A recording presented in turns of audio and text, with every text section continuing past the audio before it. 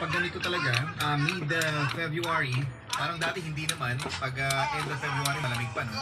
Sentro ba? Sabi nga ng pag-asa, mararamdaman pa naman daw natin itong hanging amihan in a few days na lamang. Dahil, naku, papasok na po tayo sa summer. Actually, wala pang declaration, pero ngayon, damang-daman na po natin ang init. Damang-daman na po natin ang summer, mga kabarangay, at sumama po subo natin. Kaya dominant po tayo sa heat stroke. Yung mga may ano, yung mga may kapakaman, yung mga patanda, ayan. Lagi ka lang stay hydrated, uminom ng tubig. Kung kinakailangan, lagi may pamunas or basang tuwalya, lagi sumilong, magdala ng payong, at kung ano-ano. Basta iwasan po natin yung init mga kabarangay para lagi tayong okay, di ba? Si Ronaldin Bautista, Tingnan natin, baka yung laki, ano. Song In Your Eyes ni George Benson. Maraming salamat mga taga Pasolo, Valenzuela. Maraming salamat po.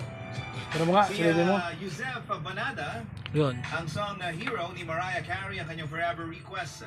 Maligayang pagtutok na rin kay Jaro at sa kanyang boss Kasi naka-lock. kay Ma'am Ophelia na araw-araw pong nakabarangay LS dito po sa Patahian ng